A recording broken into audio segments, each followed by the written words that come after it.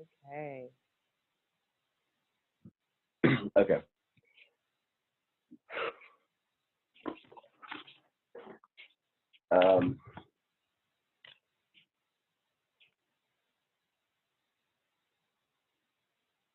Chapter 1. He adored New York City. He idolized it, all out of proportion. Okay, sorry. Let me restart. I gotta like think about what you said last time. I'm talking to someone else. I practiced this. Yeah, put everything in place. I just kind of threw you on the spot there, so just take your time. Yeah, sure. Okay. Okay.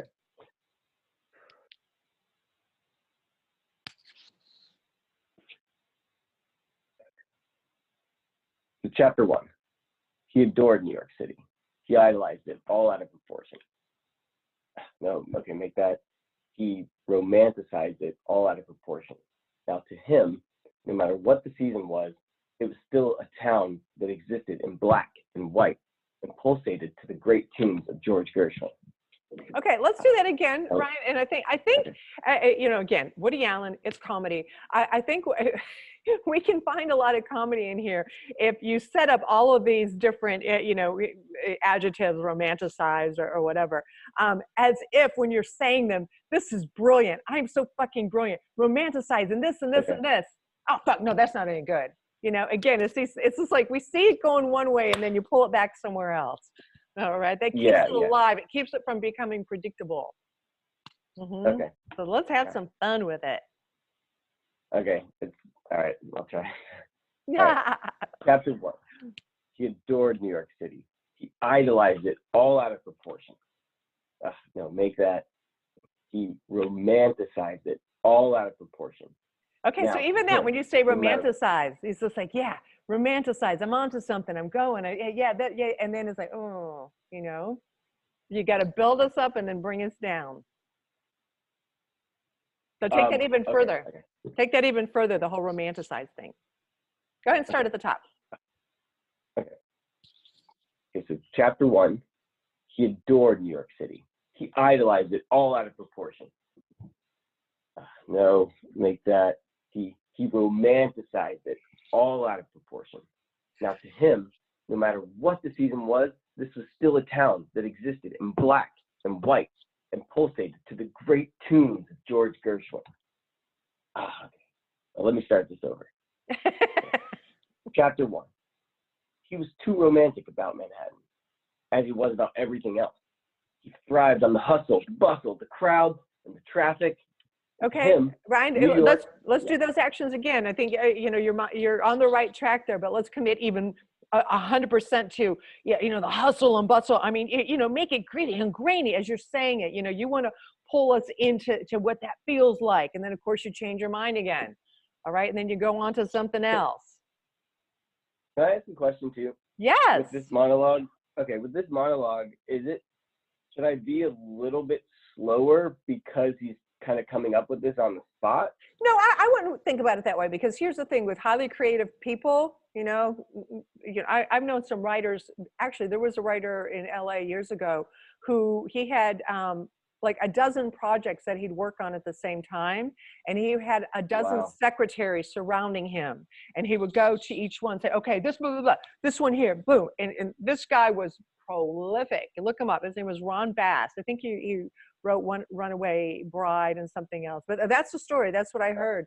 So no, he didn't. He thought very quickly. Yeah. Ron Bass. Okay.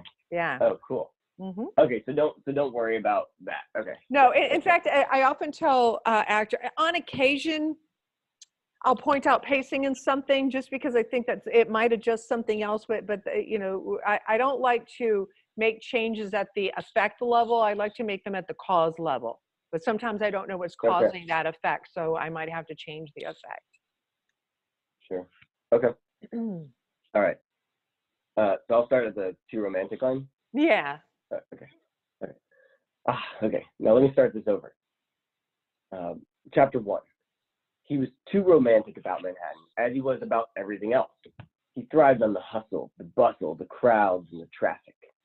To him, New York meant beautiful women and street smart guys who seemed to know all the angles. Okay, color that even more. Beautiful women and street smart. You know, you can have so much fun with this. Hey, keep in mind, he's a writer. He creates characters. So it's not, you know, and there are a lot of, you know, actors who are also writers, and, you know, all of these things, you know, cross into one another. So don't be afraid to allow him to be an actor. I mean, Woody Allen is an actor. Okay. Yeah, yeah. Mm-hmm. Okay. He was too romantic about Manhattan, as he was about everything else. He thrived on the hustle, the bustle, and the crowds and the traffic. To him, New York meant beautiful women, street smart guys who seemed to know all the angles. Nah, no, too corny. Too corny for my taste. I mean, let me try and make it more profound. Chapter 1. He adored New York City. To him, it was a metaphor for the decay of the contemporary culture.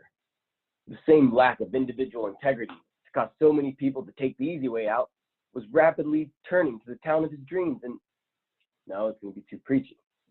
Me, okay, and you. Okay, beat yourself up more. Go back, Ryan. Beat yourself up more. Oh shit, too preachy. You know. I mean, I think that you know, we can get even more fun as it goes on. You beat yourself up until finally you come to the whole jungle cat thing, and it's like, yeah, that's it. That's the angle.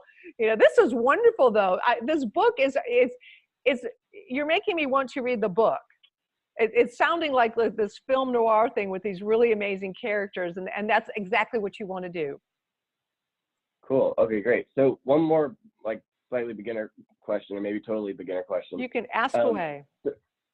So should I stick to the lines exactly, or can I say like, oh shit, or like if I'm trying, you know what I mean, or stick to the lines exactly? That's a great question, and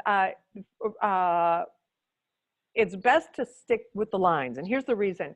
It can end up being a crutch that actors use too often, and some writer directors may not give a shit, but there's some that, boy, if you mess up one word, it's like, do they think my writing's not good enough? Their egos get involved, and then they don't want to hire you. Yep. So I'd say nowadays, with so many writers also being directors being writers, stick to the script. Yeah. Okay. Yeah, that's what my cousin had said when he was here, and you know, he said they wrote it like that for a purpose. So stick with their words. And okay. So I'm gonna. Okay, great. Okay, thanks. Okay. The same lack of individual integrity to cause so many people to take the easy way out was rapidly turning to the town of his dreams. And no, it's gonna be too preachy. Me, and you know. Let's face it. I mean, I want to sell some books here. Fabulous. Chapter 1. He adored New York City, although to him, it was a metaphor for the decay of contemporary culture. How hard it was to exist in a society desensitized by drugs, loud music, television, crime, garbage. Too angry. Chapter 1. He was as tough and romantic as the city he loved. Behind his black-rimmed glasses was the coiled sexual power of a jungle cat. I love this. New York was his town, and it always would be. Fabulous.